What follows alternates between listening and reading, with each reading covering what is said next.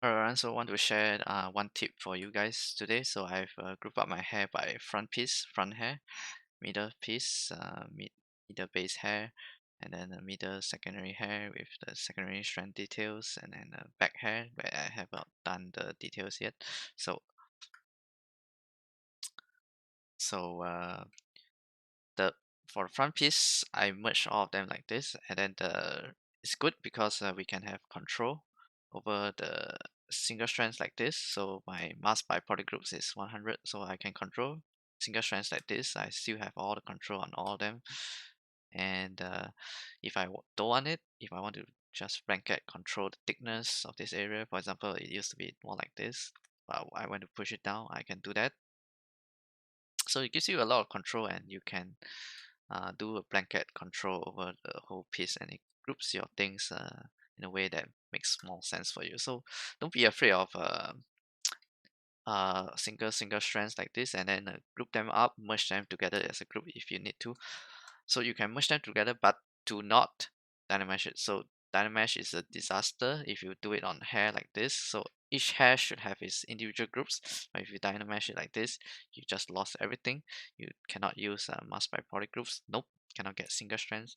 And what's more is that all these strands, I don't know if you can see them, they are being glued together to the layer beneath. So in this case, Dynamesh is actually working against you. So it's bad. Okay, do not Dynamesh. Use subdivision if you need to make your hair strands go higher. So let's say if I were to do a strand right now, I do one single strand for you to see. And if you want this single strand to have details, okay, let's say you want it to have to be more high res. So maybe you think that it's not high resolution enough because it's curving. So, and maybe some parts of it you accidentally stretch it, so you want it to be higher res.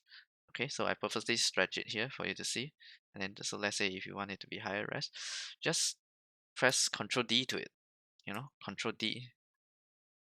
And then what it does is it just gives you a subdivision level. So later if you go under geometry down below, you can see the subdivision level.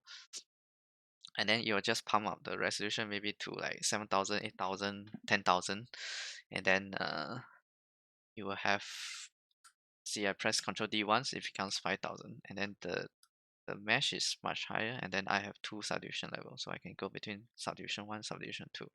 So this is how you should do it for hair strands. You should have a subdivision level for different hair, and you control separate hair, and then when you need to join them, group them together, then it's fine too. But never ever do a Dynamesh on all the hair strand like this, where you join them all together. This would be a big mistake and would be a disaster. So try to avoid that.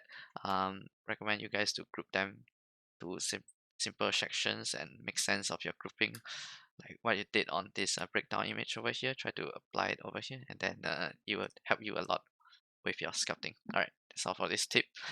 See you next time. Bye bye.